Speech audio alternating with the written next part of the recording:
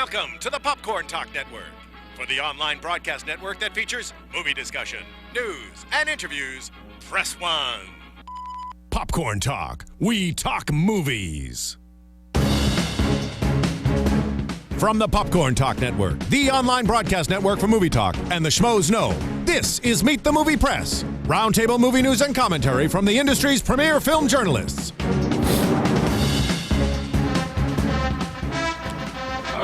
Oh, yeah. This is a little special treat. I'm just going to let this run a little bit.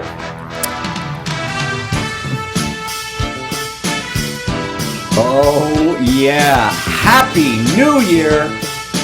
Welcome 2016. And Meet the Movie Press. We are back. We are back. It's the longest we've ever been off the air. We've kept everybody waiting for almost a month. I'm so sorry to do that to everybody. We had a great holiday. I am Mark Reilly, managing editor over at geeknation.com. That sounds so sexy. I'm does. Jeff Sneider, film reporter at thewrap.com. Hey, man. Good to see you. How was your holiday?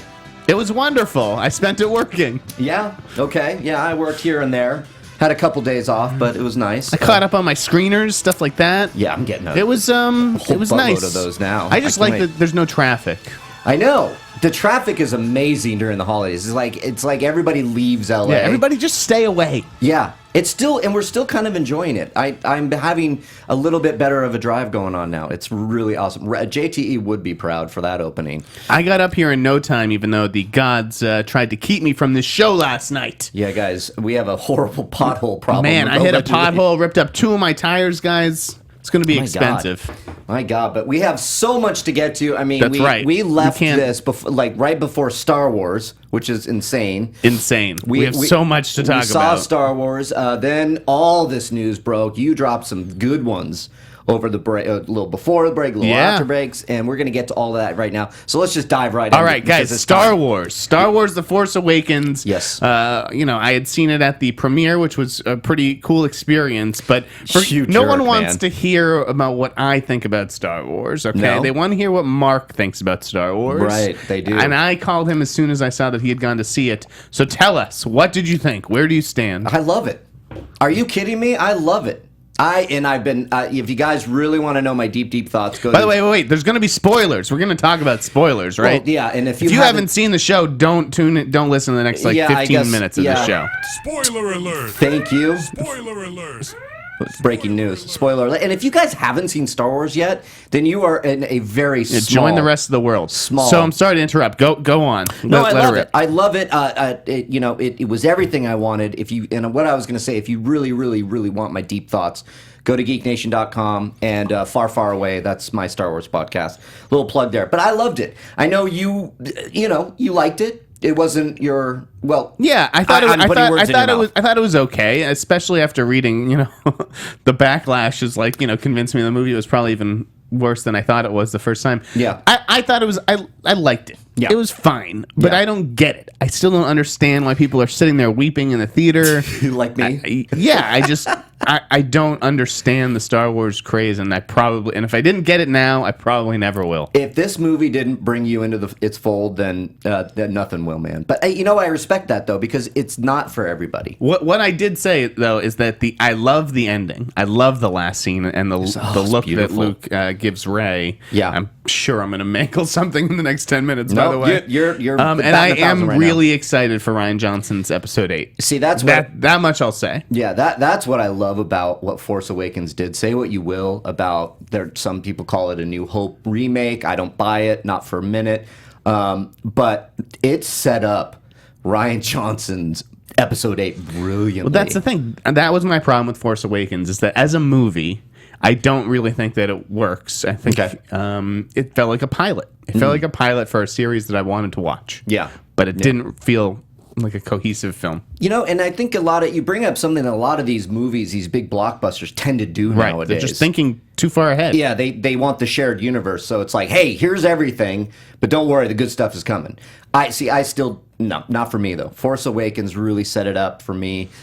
Really great characters. That's what I love. Going back again, like I did, more stuff popped out. And I just love it. I loved Rey, and I thought Daisy Ridley was great. She's the find of the century, isn't she? Yeah, she was really good. Nobody really knew what to expect from her. Yeah. So she really impressed me, but I can't say I was a big fan of John Boyega's Finn. Yeah. I thought it was a little just cartoony and... Yeah, I get him. Yeah. I can look, everybody, I say it over and over again. If Star Wars didn't land with you, I mean, it's like, who am I to talk? I mean, what? I don't feel I'm a critic. I am a fan lover. I am so biased when it comes to Star Wars. Like, I'm going to love it. I mean, I sat 8 times in Phantom Menace thinking it was a brilliant movie. And then it was years later when I realized I was scarred for life. So what do you make of everything now with, like, the theories and the backlash? Like, by the way, I wanted to say that I do think it's crazy how many questions are answered in companion materials. This stuff is not in the movie. I know. Like, what am I supposed to do? Invest, like... Yeah. How much money am I investing in picking all these things up? And they want you to. That's right. Disney at its best. And I agree with that. I do not like the fact that you have to... If you want to know about Poe Dameron's full parents... world. You have to go read the comic. Yeah. Okay? Go buy the coloring book. The answers... Like, what the fuck? If you want more Poe Dameron in your life, because and he wasn't do. in Force Awakens that much... That is... It's a legitimate criticism that I wish he was in it more. Yeah. But if you want to know a little bit more about Poe and how he might connect to all of this, you read Shattered Empire, the comic that came out. Exactly. What the fuck? So, but knowing what I know about all the companion material, I and this is just for the Star Wars maybe kind of friend who's like, can I watch the movie? I think you can. I mean, I don't let that stuff get in the way. Well, what were some of the theories that have excited you? A lot of the theories on stand like out? Who Snoke is, Andy Serkis's character. Who do you think it is? Well, the going theory now is Darth Plagueis, even though Andy Serkis came out the other day and said he's not Darth Plagueis. Now, I'm calling bullshit on that. You want to know why? Why? John Williams created a theme that came out I did read about this. in episode 3. And by the way, I wrote a big article about this on geeknation.com. And then about a week later, everybody wrote that article. No hat tip whatsoever. Where's the hat tip? No hat tip. I want to say, and it's a fan did this. I mean, he was the one that sent me this little thing. So anyways, John Williams created a score when Emperor was talking about Darth Plagueis in episode 3. Okay? Same music plays when Snoke is introduced in Force Awakens. Interesting. I find that very interesting that John Williams creates themes attached to characters. I don't know audio why. Clue. It's interesting. I believe there is something there. By the way, Darth Plagueis is a character that I've heard so much about, and yet I don't know who he is. Never been introduced to him. He apparently knows how to beat I feel like death. I know everything about this guy. Yeah, I know. He's Darth actually Plagueis. You don't know Darth Plagueis? He's actually our guest. Welcome, Darth Plagueis. No, yeah, he's like, look, he's all over the expanded universe, now Legends, and that's the going theory. And then of course Rey, who's Rey's parentage. Right. I am now believing that Rey is just Rey. That she's just a talented Jedi, and that Luke's going to train her. I don't see how Luke could be her dad, and obviously Han and Leia aren't. Because if they go back and say, "Oh, by the way, in Episode 8, Rey, you are the daughter to Princess Leia and Han Solo," I will call foul. I will be like, "No, I was so for it." I was saying that she is the daughter. You're starting to lose me. I know. I'm like, I saw your eyes glaze over. Wait, what's happening here? Yeah. So wait, what do you make of like the backlash? Because that's interesting to me. The backlash to me is so interesting because I noticed. And then the backlash to the backlash. Yeah, a lot of people who came out with these glowing reviews. Right. Then I saw come out with like, you know what, the plot's really not. And I'm like, what? Come on. Right. And one in particular, this L.A. Times Right. guy, I saw that headline where it's like, "Let me tell you why this movie stinks." Yeah. Come on, dude. And I mean, he's like 65 years old, and his main argument that it was just a remake of New Hope, which funny. I don't even think he saw. And then people are like, "Well, listen, like, I don't want to see in my timeline stories about how you've never seen Star Wars before and you watch it for the first time and here are your notes." Yeah. Like all those kinds of stories. Yeah, I mean, I thought it's it was an interesting inevitable. thing going on with movie press right now, and I feel like anybody thinks that they can do it and that their opinion is valid. Yeah, well, yeah. No, and I suppose it is, but I mean, like, I don't need to read about it, honey. Yeah, look, everybody has their theory, everybody has their criticism, and once that movie was on target to upset all the top box office champs of all time, people started to tear it down. That's my opinion. I mean, they're starting to nitpick. Speaking of box office, I mean, this movie is now the 4th highest grossing movie worldwide of all time. Of all time. And it's the number 1 domestic release, right? Mm-hmm. It's going to pass Jurassic World for sure. Yep. Worldwide. Yep. It'll likely pass Titanic. Will it catch Avatar, Mark? It's $1.2 billion away. That's you said it. It's $1.2 billion away. That's a tall order. But we still have China, right? And now? I love it. It's like you're talking like a Disney executive. I know, Like, right? Listen, we've still got China. China could be big for us. Yeah. I'm the Disney put me on It your probably, payroll. yes, it's true. For it's God's true. sakes. I don't know if it... I still am wondering how the hell Avatar is that... I mean, that movie stinks. That was the thing where like everyone had to go see it in the theaters. God. Like my parents, or at least my mom, saw Avatar. Like she's not going to see Star Wars. Yes. And I wonder if as many people as the brand brings in, as there are people who just like I won't go see. I'm not interested in a Star Wars film. Right. Rather than like an original kind of discovery like an Avatar. Yeah. Avatar at the time was like you wanted to go see the pretty pictures. You Sure. know, in IMAX. So I get it. But I just don't... I mean, you know, I have friends that have seen this now 5 times. The Force Awakens in the theater, so they're adding to that box office in a big way. So 4 times.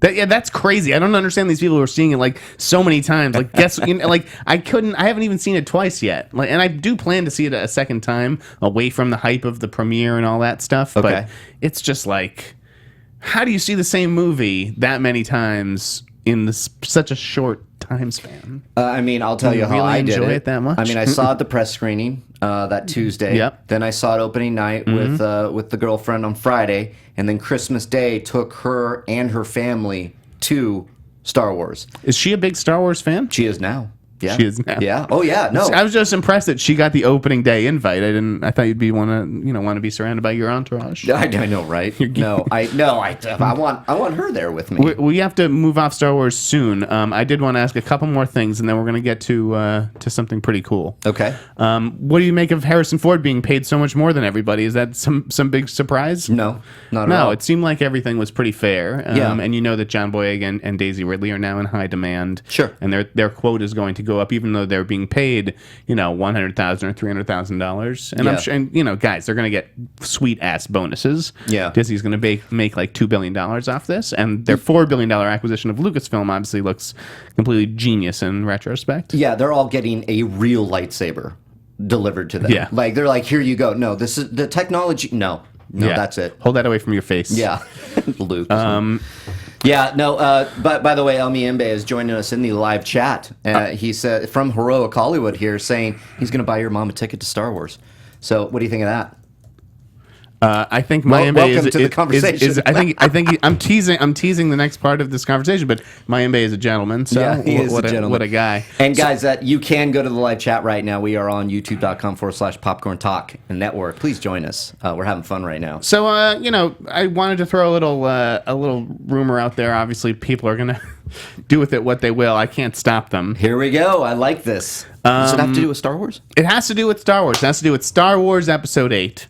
And I just wanted to give you guys an update on what I had heard both before and after the break as far as one of those new female characters goes. I heard that there's going to be like 2 younger females and an older female as well. Wow. So a lot of female there's gonna characters. Be a few new female characters in Lots Episode 8 is what I've heard. Yeah, lots of new female characters that will not be selling action figures. Yeah. Well, Disney, Hasbro, get it together.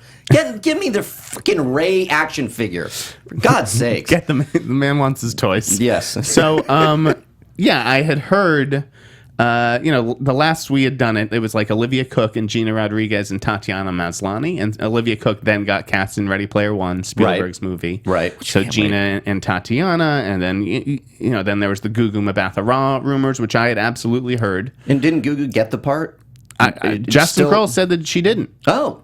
Okay, I'm going on. He said that when I did a story about Gugu getting Black Mirror, and I had a line saying that she was expected to get Star Wars, and he said no, she didn't get it. Oh. So after that, I made a call after that and heard this piece of information, and I made a call this week and got the same piece of information from somebody else. And so to update people on that situation, what I had heard was that Gina is still very much in the mix, Gina Rodriguez. Nice. But her competition now seems to be Belle Powley from Diary of a Teenage Girl, who looks an awful lot like Felicity Jones. Felicity Jones, yeah. Which is kind of weird. But I guess, you know, if Felicity Jones is the lead in her movie and this character is just like a supporting character in Star Wars Episode 8, which is how I imagine it would be, just because the focus is going to be on Rey and Finn and Poe and et cetera. Maybe it would fit. Yeah. But so that is sort of the name that I have been hearing lately. As far as it's down to Gina and possibly Belle Powley. Okay, and who's an up-and-coming... She was just nominated for a BAFTA with John Boyega. That's right. And this is all for the same female lead character. That's the thing. You never know, because it doesn't... They're all very different when you think of like Gugu Mbatha-Raw and Gina Rodriguez and Belle Powley. Very different actresses. Yeah. So it's possible that they could both be up for different female roles. Yeah. All I know is that Rian Johnson and Disney seem to be fans of Belle Powley. Interesting. I like this. Yeah. And you know what I like? I mean, more than anything, is that Rian Johnson wrote this and is writing Episode 9. So you never know, you don't know what we're getting. And so I love that we're speculating on a strong female character. Hopefully. Yeah, we'll see. All right. But here's the thing, that movie, Star Wars Episode 8, starts filming in like a few weeks, so you're definitely going to hear casting stuff soon. Yeah, and they already picked up some shots. What I'm assuming is the picking up from the island, Skellig Michael or Skellig. How do you pronounce it? I don't know. But the end of the movie, right? With Luke and Rey, I know what you're talking about. They've already filmed there for Episode 9. Sure. 8. Yeah. So that's very cool. Hey, I love Star Wars. That's what I got. Let's move it away from Star Wars now. That was 20 minutes on Star Wars. That was a long time on Star Wars, but people need to know. So we got plenty of show left. Yeah. We're gonna go to the other giant of cinema, if you will. Okay. Mr. Christopher Nolan. Thank God for this. Wow. I love Dunkirk. This. So we got a World War II kind of movie. Tom Hardy. Right, Tom Kenneth Hardy, Branagh, and Mark Rylance from Bridge of Spies, and Mark Rylance, and wasn't Branagh? And Mark that's Rylance, some acting power. But again, those guys are supporting roles. I love it. I can't believe that he's doing a World War II movie, because that is something I didn't even think about. Because when people were speculating what can he do next, we always wonder what Nolan is doing next, and this sounds awesome. I like that. It sounds like he's going to be breaking some talent. And this is like pure like I know he's looking for like young people. I don't know how young Joe Cole is, but I feel like Joe Cole, for some reason, I'm just getting that vibe. Like he could Who's be that in again? It. He's like a British actor. Okay. I think he was on Peaky Blinders, maybe. Oh, okay. I don't know. And that's a total guess. I had not heard that. I'm just like tracking him on other stuff, and it's not really sticking. Okay. Yeah. Just like I was tracking Tom Hardy on some other cool things, let me tell you. And? But it sounds like they're not going to happen now because of Dunkirk. Right. There you go. So what happened with this was like the Irish. What was it? It's an Irish. Yeah. No. The blogs. The blogs. What are you talking about? Like the news that Christopher Nolan was like coming somewhere, and then he was going to film. That leaked out in like local press over in Europe. Yeah. I know what you're talking about, but I'm not placing it. So maybe it was British press. I don't know. I don't know. But so everybody started asking Warner Brothers, like, well, is this true? Like, is he going to be filming a World War II movie about Dunkirk or whatever? Right. And then I guess Kroll must have had the names. Kroll dropped like a bomb. It was 3 minutes before the release. Right. So clearly, it was coordinated with the studio or whatever. But it was a hell of a scoop. I mean, because he ended the year on a fucking high note. That's right, because we had only heard that Nolan was just doing a period piece, right, and everybody almost was sort of speculating. Yeah. But basically, those local reports forced Warner Brothers' hand. They had to address the situation. Right. And Kroll was probably waiting until after vacation. Like we were all holding stuff, for after vacation. So. Good on Kroll, man. Yeah. He was dropping some pearls. Dude's manned up. Yeah, I like it. Yeah, So it's a very cool cast. Obviously, it's cool to have Tom Hardy back with Chris Nolan. Yeah, it's perfect. Do you like the idea of him doing a World War II movie? Tom Hardy or Nolan? Nolan. Oh yeah. Are you kidding me? God, I can't. I mean, the guy can do. I happen to love Interstellar, which is, I guess, his most divisive film of his resume. I loved it. So anything he touches, as far as it's different genre, for him. I mean, we don't get a lot of great war movies, and obviously this has the potential to be great. He's following in the footsteps of people like Spielberg and Kubrick. Yep. So I think it could be cool, and I would like to see him, break away from the traditional movie star casting thing and work with some unknowns and some less. I would too. I mean, I think younger guys. I think Kenneth Branagh is a no-brainer when it comes to this kind of war movie. Or you're like, okay, sure, they're going to be. He'll have a little hat on, and he'll be like barking out orders. Exactly. He'll be. Well, do you think he's probably just playing an English? They're probably military officers. Yeah. Yep. I mean, I can't. I just yeah. Probably. I'm very biased with Christopher Nolan movies. I love him, and I think he's. I mean, how could you not be excited for a World War II movie? We got a little IMAX action, so yeah, it's cool. It was a cool development. It was different. I'll put it that. Yeah, put it that way. Xeno Hour saying I'm slightly disappointed about Dunkirk being Chris Nolan's next movie. Xeno Hour, why are you disappointed? I'll just leave that out there. Is he going to hear that in time? Is the stream quick enough where we're going to get an answer in real time? We'll get like 5 minutes later. He'll chime in. Yeah, tomorrow we'll get. Yeah, a tweet. I think we got to move on. Let's move on. That was cool. Yeah, there's so much to get to. Geez, so I had told Mark, and this ended up breaking after our last show. Yeah, but I told him ahead of time that I was working on this story. And we were waiting on bated breath here, my friend. And I was teasing Kroll, and I even called in the boss for a little help. Yeah. And so we reported that Kurt Russell is James Gunn's choice to be Chris Pratt's father in Guardians of the Galaxy 2. I love it. I had understood that he hadn't really read a script or met with Gunn yet to discuss it. Okay. And that was in the story, I believe, and I think he has since said that when being asked, on like the Hateful Eight press tour. But right. From what I understand, like James Gunn has wanted him for a long time. Yeah. He's had him in mind. I think he's absolutely perfect. I mean, we did it was so funny when you told me this because I had known for a while and kind of sat and been like, okay, I can't wait to like talk about it. But we had done over at Geek Nation 10 guys we want to see as Star-Lord's and he was actor. on the list. He was number 1 on our list. There you go. Just randomly. Yeah, it is. And I didn't write it. It was like, no, wouldn't that be great? Because it's so obvious. I feel like even the fans were like, this has to happen. Yeah, and usually Gunn will take to the interweb and say, "F you guys, I don't know where you're getting this shit." Right. With this, it's like, I'm done addressing rumors. yeah, he just kind of went, you know what, I'm not gonna. Yeah, and just that's when you know you're onto something. So well done, man. Yeah, I love that. It was. I think it could be really fucking awesome. So let's hope it works out. I mean, I really hope so too. I think James Gunn is a fine talent. Again, Marvel operates independently now of the other branches of the company or whatever. That's right. They're supposedly going to be tighten the belts, or not tighten the belts, loosen the belts, the financial belts or whatever. Yeah. But they still drive a hard bargain. They want a big commitment. So I don't know if Kurt Russell's interested in that. I would think he would. This point in his career, he's got the Fast and Furious franchise. He's working with Vin Diesel. Right. Yeah. Fast and Furious. That's right. That's still going on. Well, I think why wouldn't you want to be in something that's it's exciting as Guardians of the Galaxy and Marvel, and if Marvel can loosen it up and have some good storytelling, they're going to need to. Sooner or later, they're going to hit that. I think everybody's he would waiting have a ton of fun on that set. God, I think that's one of my most anticipated. I mean, no, yeah, I'm excited. Guardians for that. of the Galaxy was just the surprise of the century. Speaking of Fast and Furious, Justin also had a scoop about it filming in Cuba. The next movie. That's right. What do you think of that? I don't care. You don't care whether these things are set.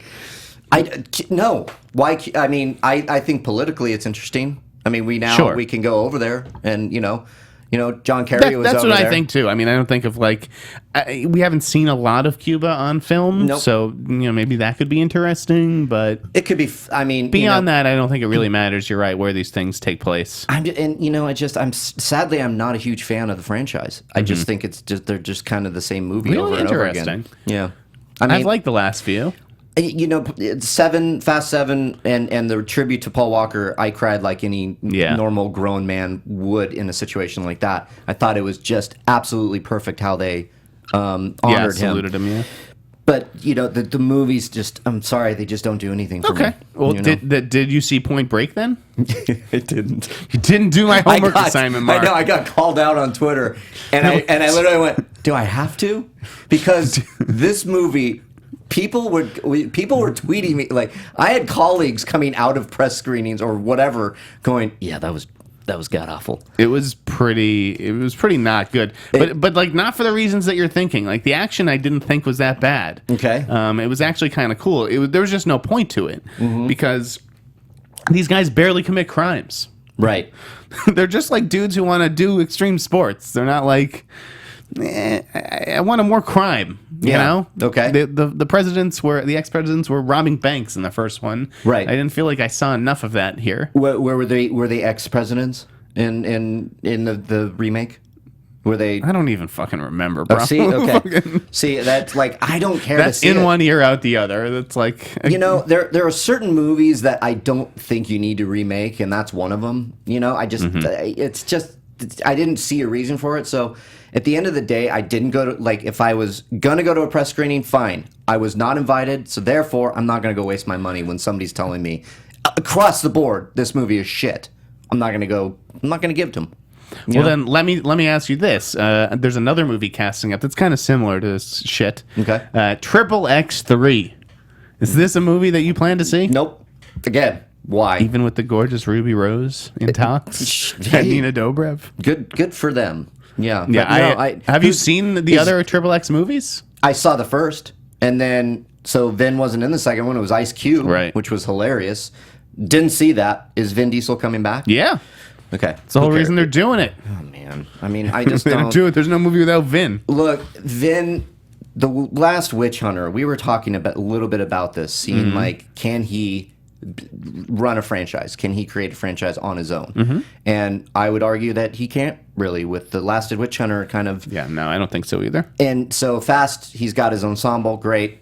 Guardians of the Galaxy, obviously. So Triple X, I don't think is going to do well. I just don't. It's going to have the right date. I mean, I just have I've never seen a Triple X movie. Yeah, January. I think can't is even what take they're the title circling. seriously. I can't either. What is it? Every time I write it in an article, I'm like, what is this? He jumped out of a plane in the first one, I think. Which X is lowercase? Anyways, more garbage. Yeah. Michael Bay, who's been trying, this guy's going legit with 13 Hours, which I'm really excited to see, actually. And again, who was one of my favorites as a teenager, like The Rock, I love. Armageddon, Bad Boys. Yeah. These are all awesome movies. Totally, I don't know why he's going back to do Transformers 5. Why, Mark? Why? I don't know. He said in that it was a Rolling Stones interview where this was kind of broken, that J.J. Abrams had basically said, nobody else can do this but you. And I feel like he's like, yeah, you're right, J.J. But I just don't. I mean, you all know me. You know my Reilly rant on the Transformers. Yeah, they're real bad. There's no defending those movies. Extinction is the worst. Not just Transformers movie. Film. I wouldn't even call it a film. I mean, he is like that. He was breaking film, like directing 101 things. That's a rough franchise. He was doing shots of the government coming to Optimus Prime and Mark Wahlberg's character, that was like the sun was going down, and so he could get that beautiful shot, and then they show up and it's just the midday and it's just bright, and I'm like, what the fuck are you doing? This is an awful movie. These are awful movies. Why do we need to start new? I just don't know why he doesn't just hand it off to a protege. I don't know.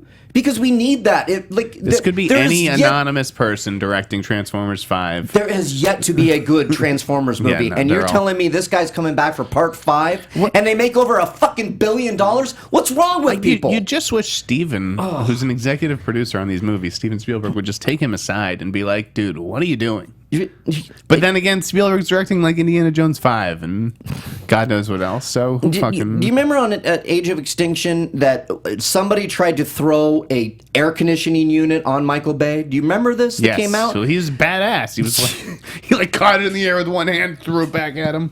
He's like, "What's wrong with you? Get me coffee." God, I don't know. He's coming back. They probably threw a lot of money at him to say come back because I think when the audience goes Transformers, they go Michael Bay. They want all the shit that he's been doing for 4 movies. You know, those billion people are out there that will see it, and I'm one of those assholes because I'm gonna go see it because I got to. What the fuck am I gonna? What is this? Okay, guys, Mark is stroking out right now. No, people know I get so it's that angry. little vein in his head. I get so angry because there is such a great mythology in there, and they tried to pull it out by hiring a bunch of writers to go in a room, and that always works out well. I know they need that many people to come up with one fucking Transformers movie. Good lord. So, anyways, yeah, a lot of you are in there. Yeah, I know. Love the first one. You know, they're saying, the first one's fine. Whatever. Love the first one. He's doing it. All right. Wonderful. Emma Stone is going to likely be Cruella de Vil. This is an interesting cast. I liked it. Yeah, I paused. I was like, yeah, okay. If anybody can do it, she can do it. Mm-hmm. I love Emma Stone. Do we need I mean, I guess we do. It's Disney, and they like these live action remakes or whatever they're doing, what you would call them, of their cartoons or their. They're also female driven movies. They Maleficent, Cinderella. Absolutely, I get it, and I mean I get it. They're making Cinderella was fantastic. I thought that's the best one of the bunch. I didn't see it, but you didn't see it. Yeah, I've heard it's really good. It's really really good. And Maleficent just kind of like It wasn't great. Didn't see it either. I mean, these movies aren't really for me. Yeah. Though I do plan to see Beauty and the Beast. Oh, I can't wait for Beauty and the Beast. Yeah. Yeah, I am excited about that. But but the Cruella origin story with Emma Stone, I'm intrigued. I'll say that. I like that they went younger with it. I'll put it that way. Mm-hmm. There had been rumors that this was going to be Sandra Bullock. But yeah, I just don't know how Disney she is. Emma Stone's kind of perfect, right? It makes she's like a good counterpart with Gosling doing the Haunted Mansion. There you go. And I can just see her vamping it up, and it'll be fun to kind of see her play a villainess. If you will. Yeah. There's just this, the skunk hair and the cigarette holder. There's just something. You think that there's going to be a cigarette, buddy? No, there's not going to be. I know. There's going to be no smoking in this movie. Yeah, you're right. We're not. Yeah, I just bet that she's vaping. Yeah, she's vaping. Yeah, they've got a sponsorship with Blue. I'm kind of for it, but at the same point, I'm just like, I don't know. Wow, it just sounds weird. And do we really need a Cruella de Vil origin story? No, but might be fun. Who knows? So let's give it to her. Yeah, Mulan is coming. I know a lot of you guys are jumping in. The live action Dumbo with Tim Burton. We got a Mulan. We got Genies. Right. Yeah. There's a lot. There's a lot coming. I mean, I think we're very. But I'm pumped for the Jungle Book. The Jungle Book looks amazing. Are you going to that big presentation they're doing over at Disney? I don't think so. I don't think I was invited. You weren't invited? What happened? That I know of. Oh, okay. I don't know. But yeah, Disney sent out its slate the other day. Oh yeah, and it was just amazing. Yeah, with the maybe exception of The Finest Hours, which I don't think is going to do very well. But. Yeah, well, it's kind of in a weird. It's coming out next week. Yeah, but it feels like maybe they know that. I don't know. I mean, I hope but it's good. Just a murderer's row of movies. They really are. I mean, it's like Captain America: Civil War, Rogue One, Star Wars Episode 8, Beauty and the Beast, Doctor Strange. What else? Jungle Book, Zootopia. Kind of across the Zootopia and Alice trailer. Through the Looking Glass. Oh yeah, no, that's right. Alice Through the Looking Glass. Not a fan. No, will not be seeing that. Not a fan. I did. Will gross $1 billion nonetheless. Do you think it will? Yeah, because the first one was awful. Just didn't. I mean, I don't know what the hell Johnny Depp was doing. He was dancing a jig and thinking he was in frickin' Pirates of the Caribbean 5. I don't know what he was doing. Another franchise that I turned my back on long ago. I'm with you. In other franchise news, I think it was Bloody Disgusting that had the story first about Halloween. Interesting. It sounds like Dimension lost those rights or let him go or whatever. Like, we're out of this business. I'm all like, look, I don't know I love the Halloween franchise. It's just like a guilty That's a pleasure great for mythology. Me. It is. I mean, it's so hard to now pick up what the mythology is. Is it the remake with Zombie? No, it's the original Carpenter stuff. Thank you. And if it is the original Carpenter stuff, then he died in part 2. But he came back in part 4, Return. That's right. And then in Revenge of Michael Myers part 5, he was part of a cult that was creating these boogeymen to go. I can't even whatever. believe you remember this stuff. I watched those movies when I was a kid. I grew up with these. But I did think it was interesting that, who has it now? Is it? I don't know who has it. Nobody has it. I think it's no. What did they say? I don't even remember what I wrote. But a lot of people. I know I wrote it too, and I can't remember. This is not good radio. No, it's not. Well, let's just say Let's this. move on. I know a lot of people were speculating that it could go to, say, a New Line, and then it could be creating a shared universe of the Jasons. I don't know that I want that. That seems a little too easy. Okay. The kid in me wants that. The one that has a rational thinking mind at this age is like, don't do it, man. It'll just be weird. But they're trying to do it at Universal. The only thing that makes sense is if you introduce Candyman into the Halloween franchise. That'd be fine. Because there's candy on Halloween. Do you get it? That's what we're saying here. Rim shot. I know. I don't know if I want a Freddy versus Jason versus Michael. That would just be like weird to me. I think they should just really try to make a good Halloween movie. You have the score. You have the mask. Start there. Don't make it found footage, please. Just make a good, go back to the original. Read John Carpenter's script for the original Halloween. He has never called Michael, except when the character says Michael Myers. In the script, he's known as the Shape. That's why he's the boogeyman. He appears wherever. He comes out of the darkness. Not what Rob Zombie did, where he just seemed to have superpowers and appear everywhere. Guy was like, every time he would cut to a new scene, there's Michael Myers just standing there. I'm like, this guy knows how to get in everywhere. I mean, fuck that shit. I can't Mark stand Reilly. it. Anyways, what else is going on out there? We're at the 40-minute mark. All right. Yeah. Catherine Waterston landed the female lead in Alien Covenant. Yeah. That is apparently the title. Alien Covenant, yeah. Covenant. So Alien is in the title. Alien Covenant. Hey man. Covenant. Ridley Scott. Love The Martian. Catherine Waterston, obviously from Inherent Vice. Yeah. We've seen every inch of her. She's in which is why she got cast in Fantastic Beasts. Yeah, there you go. No, I'm kidding. We want her in kids' movies. So yeah, she's obviously a rising star. Yeah.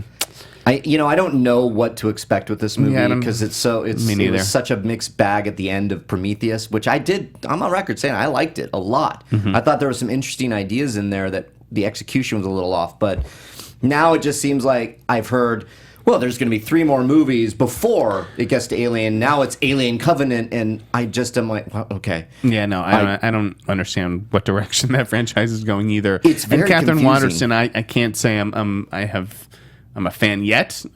She still has plenty of time to win me over. She's fine. But I wasn't jumping on the ceiling. And is Numi, is it Rapace, right? It's not Rapace? Okay. Is she still in it? I don't know. I don't know either. Yeah. Anyways, Warner Brothers bumped King Arthur, which I actually thought was pretty significant. Yeah, so this is the Guy Ritchie. Why did they bump it, and from where? Because I just don't like these movies like Robin Hood and King Arthur, and it doesn't work for me. I don't know if Tarzan's gonna work either. Yeah, Tarzan didn't do it. What did you think of that trailer? I thought it looked okay. I'm curious. Yeah, I didn't. And it's David Yates. I kind of have some faith there, and I like some of the casting. But sure, I love. You're Margot right. Robbie People have every reason to be skeptical. It just kind of turned into. It was like. It was a weird tone because then it went to Tarzan drinking tea, and I was like, right. What the hell is and that's this? like the big thing, he was like doing. It ends the trailer with that, and that's been a lot of images. Okay, interesting. It's like John Carter, where I just don't think anybody. It's like of a different era. I don't think people Tarzan, John Carter, King Arthur. Yeah, I hear they're trying Robin to do Hood. Yeah, they're trying to do a shared universe with Planet of the Apes. Who? Yeah, it's like what? Huh? You can't, dude. Can you imagine? I wouldn't put it past Hollywood. Yeah, exactly. I was like, I can't imagine. It was like actually There's a Planet of Apes and Tarzan. That's just how it ends. I don't know if I'm going to want to see it, but I'm with you. I think it's a good cast, and I like David Yates. So we'll see. Moving on to Baywatch. Yeah. Do you know Kelly Rohrbach? No, Neither did I. She's the Pamela Anderson role. Yeah, she got the Pam Anderson role. Obviously, this is significant since we grew up on Miss Anderson.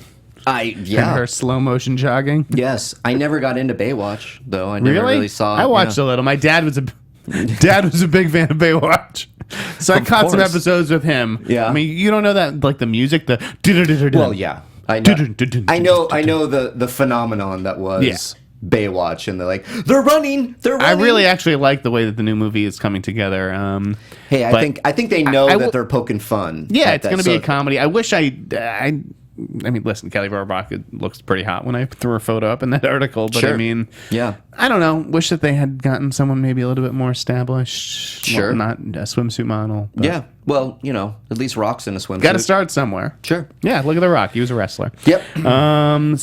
Speaking of people who would look great in a swimsuit, Christina Hendricks got the female lead in Bad Santa 2. Are you excited for this? Bad Santa 2? Yeah. I wasn't the biggest Bad Santa fan the first time I saw it, but like the Cable Guy and Zoolander and Anchorman, all those movies got better on second viewing for me. It's one of those that I watch every Christmas now. Really? And I showed it to my girlfriend, didn't see it, and I'm like, part 2 is coming. Let's watch this. I like it. I love it. It's so one of those. You're really excited. I'm really excited. I think Kathy Bates as well is going to be in it. So I think they're just getting a really as his mother. They have a really fun cast. So it's how many more times you can do Bad Santa, like seeing Billy Bob, shitting, drinking, and whatever he's doing. So fine. I just think Billy Bob has great taste in women. He always has. He's married to Angelina, right? Yeah, I think he still has that vial of blood, by the way. He carries it around. Yeah. So I'm just like imagine him sometimes being like, "Bring me Christina Hendricks." I know. He's just sitting with his feet up, and he's like, because I think she's gorgeous. She is. This is going to be. Do they need to do a sequel? I don't think they do, but it looks great. Sean Gavin on the on the live chat here is asking about Mallrats 2. Speaking of sequels, I've not heard anything about Mallrats 2. I'll be sure to ask Kevin in a couple of weeks. Are you? Yeah. At Sundance, he'll be there with Yoga Hosers, and we have an interview booked. I wouldn't miss it for the world. Yeah, that kind of went cold, and my good buddy Ken Knapsack. I mean, he's producing over at Screen Junkies. Kevin Smith is doing an unboxing show on Screen Junkies Plus. Go check that out, guys, because I got a lot of friends over there. An unboxing show where he just takes things out of a box? Yeah, like toys and stuff, doing that with Jay Muse. His Mark, don't ever let me catch you doing that shit. Oh, God, I can't do that. I know, I'm not into that kind of stuff. Did you, I want to talk about this just a little, just because everyone else in the whole fucking world seems to be. Okay. And I didn't really see it. Making a Murderer. Did you watch it? Oh God. Oh yeah. Yeah. Did you watch the whole thing? Oh, the whole thing. Okay. See, I even listened to the interview podcast on the way in. My roommate watched it, so I've seen snippets, and I know a lot about what's going on just because it's unfucking avoidable. Yeah, it's pretty. Where'd you fall on it? It's interesting. We were having this conversation about it last night. We had a friend over. And over wine, we were discussing, finally, it could fall either way. I mean, this guy could be the best liar in the game. Because this guy, the Stephen Avery character, or he's not even a character, he is in jail saying he's wrongly accused. He was wrongly accused. DNA evidence pardoned him for the rape of a woman in 1985 or whatever it was. Did he do it? Why? Like the filmmakers, I love what the filmmakers said. They said, why would somebody who got out after 18 years risk going back to prison by killing somebody? So that's an interesting take. It's an easy rationalism. Why would Mark Reilly, who he's batshit crazy, right? Why does anybody commit murder? Why would some person who had never committed murder before go out and commit murder? Right. Thank you. That is a good point. So. Well, that was their logic behind it, but look, something went. The law. He got a raw deal. He got a raw deal, and look, there are shit that went down. They tampered with evidence. You could see it. This red tape over it is cut and taped back in, and they open it up, and the vial of blood was punctured with a syringe. What is that? That is fascinating to me. That is fascinating. Something was going on with the cops in that small town. And I'm sorry, something was going on with Stephen Avery. I don't know what to it's crazy, I would like to catch up with it. It's another one where I'm actually curious about why people are so passionate about it. Like, I think you're naive to think, if you're thinking that everyone in jail is guilty. Yeah. I think that there's probably a lot of cases like this. I think it really does shine a good light on that there are, misjustices out there. Of course, injustices are carried out every day. Yeah. One of my part of my reluctance in watching the show, and I don't mean to be offensive, is that these people are stupid. They have low IQs, and so it's not like I'm watching like the brilliant detective match wits with like the cunning serial killer genius or whatever. It's just like a bunch of stupid people being investigated by other stupid people and prosecuted by stupid people, and like the stupidity I don't know that I can handle. Your theory is not entirely inaccurate. It's like watching reality TV in a sense. It is. And this is the thing. There is a prosecutor, a defense lawyer who literally made up his mind that these people are stupid. I'm going to make sure they go to jail. And he writes in this email that there was only one branch on their family tree and that they sleep with cousins and they're bad news. Let's get Stephen Avery into jail, please. And that is completely shitty. I will say, I mean, good Lord, this guy's like, he's reading the email out loud in court. And I'm like, oh, buddy. I mean, good Lord. I was fascinated by the West Memphis 3 stuff in the Paradise Lost trilogy. Oh, yeah, I do want to see this. By the way, that's 6 hours, right? Yeah. 3 2-hour movies. The Jinx is 6 hours. Yeah. Making a Murderer is 10 hours. 10 hours. That's too much investment. Like, I don't know that you deserve 10 hours of my life. Oh, man. You're going to get sucked in. I mean, I'll just say, put on episode 1. You have Netflix, right? Yeah, no, I watched half of episode 1, and I feel like I know what happens at this point. It's not about that. Yeah. I don't know. Yeah, well, I'm just in no rush. Jake Silva on the live chat says a bunch of stupid people being investigated by a bunch of stupid people is the plot to Transformers 5. So, well done, sir. Thank you. All right, we'll move on from Making a Murderer. Yeah. We got about 10 minutes left in the show. Yeah. Guillermo del Toro in talks for Fantastic Voyage. Good on you. Guillermo del Toro, still doing movies. That's what I think. I can't believe Fox would hire this guy after Crimson Peak. I finally saw Crimson Peak. Beautiful movie. You loved it? No, it wasn't You're being good. sarcastic. It's beautiful. It's a beautiful movie. It's shot beautifully. Looks great. And it is gothic, and it's a gothic romance, and I get what people are saying, but look, I wanted scary, not scary.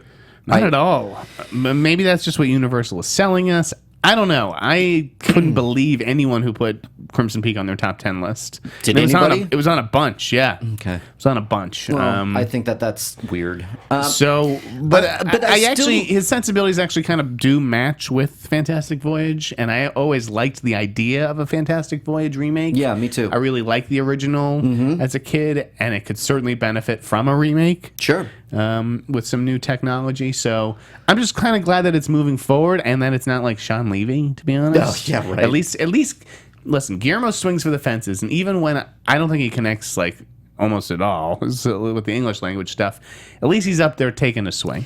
I totally agree with you, man. You know, he makes interesting failures. He does, and like he is a true artist, and I love him for that. Yeah. And I was probably way too hard on him, like I just said about Crimson Peak.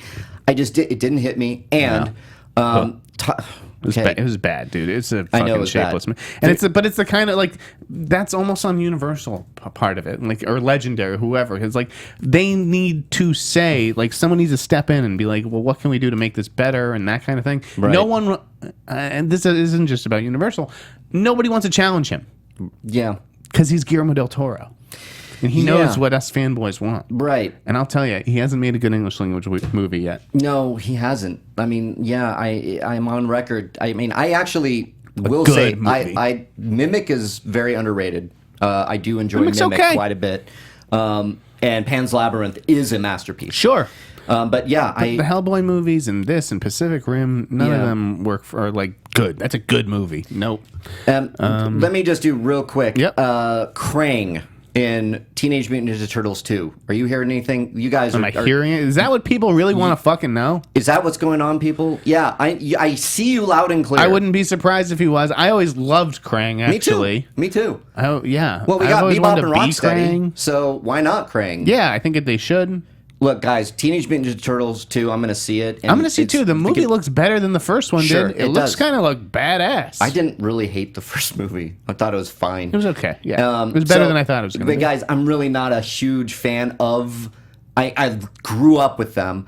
I wish that they were better movies and had a better producing talent behind it. But I'm willing to give benefit of the doubt here. So there you go. Krang, why not? Sure. Two more things, real quick. do it. Aaron Sorkin's directorial debut is Molly's Game. I love the idea. Isn't Aaron Sorkin... He has been on record so many times saying, nah, fuck directing. Not for me. Yeah. And here we go. Of course, everyone gets the bug. I knew it would come he had sooner or planned to later. do that John Edwards movie, The Politician, that never went anywhere. Right. So again, just to remind you, obviously, people can make these kinds of announcements all day long. Sure. It doesn't mean it's true. Doesn't mean that it's actually going to happen. Molly's Game, though, has now Amy Pascal and Mark Gordon, the Steve Jobs producer. And So that has some firepower to push it through the studio system. It obviously won't be too expensive. There's no like explosions or anything. Right. It's a great part for a female, for an actress, an A-list actress. So I take it he wrote it as well. yeah, he exactly. He adapted it, and they were waiting to see who would direct it, and then he was just like, "Why don't I fucking do it?" I think it's great. So- I would love to see him direct. It could be cool. I like poker movies. This too. woman's story is really kind of interesting. She was, running games for some big players like Tobey Maguire. Right, that's right. So yeah. Yeah, I'm all for it. I mean, Aaron Sorkin, how can you go wrong? I think Steve Jobs is great. I hope it wins an Oscar. I hope so adapted too. Oscar, And it's so just not making many waves because I loved it. I mean, it's in my top 10. We should do another top 10 later. I think it was, yeah. And then I wanted to sort of get your thoughts on this. So did you see the news? This is a little industry. Okay. That Kevin Spacey and Dana Brunetti are taking over Relativity. This is fascinating. It's absolutely fascinating. I stopped everything when I saw that. So And did went, I. So, guys, if you're not... the Relativity, which is Ryan Kavanaugh's company, went belly up, bankrupt. Movie after movie that flopped. It just this interesting business model. Not a lot of hits in there. And again, someone who said that they had the formula to success and that kind of thing. He had touted this algorithm Right. of... If you put A, B, C together with this writer and B, boo, boo, boo, boom, you're going to get a hit. And thank God he was wrong. When I read that was years ago. I went, you got to. There is no formula. There's no magic formula. Yeah. So I'm wondering how Trigger Street Productions, which is Kevin Spacey's production company, got involved and how he's doing this. And I just immediately went to Swimming with the Sharks. I mean, you can never underestimate Kavanaugh, who, I've had some dealings with, and he's just...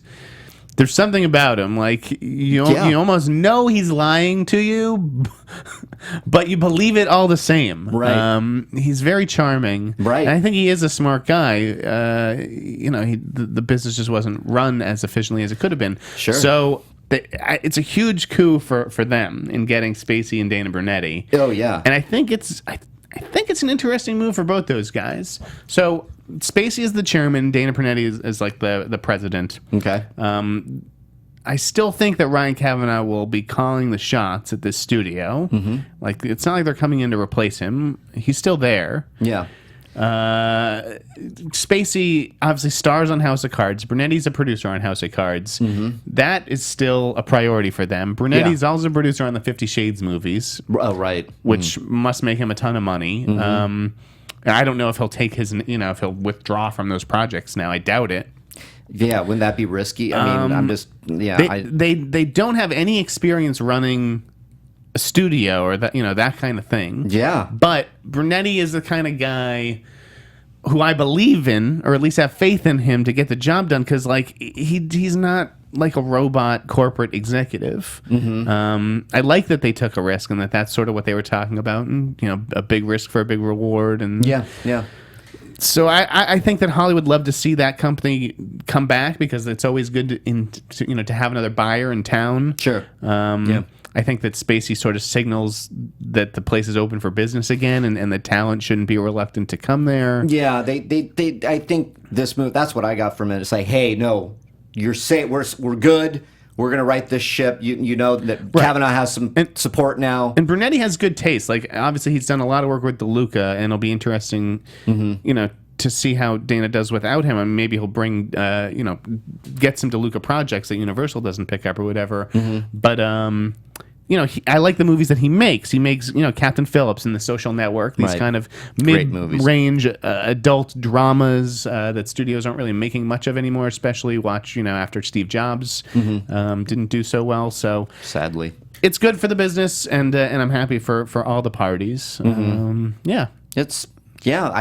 Fascinating. I mean, I got to talk about it, in terms of the movie press stuff. Yeah, absolutely. And there were also some shakeups in the landscape. We saw Peter Bart go over from Variety to Deadline. That was the end of an era, really. I mean, obviously, he's been writing a lot for Deadline, doing that Sunday column there. Sure. That was interesting. But just weird, to see it as a formality now. Yeah, He's been with Variety since the late 80s, I believe. Right. And I, spent some time working under Peter as well. One of my old editors, Joseph Kapsch, is heading to Deadline. Oh, he's heading to Deadline. Nice, yeah, I don't know. A lot of people going to Deadline. Yeah, and then who else? Katie Hasty got a job at BuzzFeed. That's right. Yeah, I saw that. So there's been some movement on the movie press, landscape, so to speak. It happens. People. Congratulations to everybody on their new jobs. Yeah, to everybody. Hey, congrats. Like when I got my new job. That was fun. Exactly, Mark. Yeah, and now we're rocking and rolling.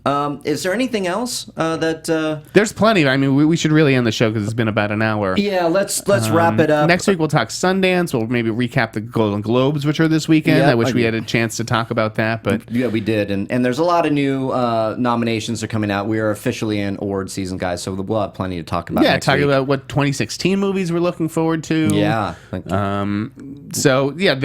will be plenty, but I felt like we had to get a lot of news and then catch up this month. Absolutely. And this show for the past month. Are you going to Sundance? I will be at Sundance. Okay. And when is that? Looking forward to that. January 21st through the 26th. I'll be missing one show. Just one show. Okay. We'll find a cool guest host. Yeah. We'll find somebody who wants to come in and Diesel play. Will come on. Vin Diesel will do anything. Vin Diesel will be This will be Meet the Movie Press XXX. So anything you want to plug?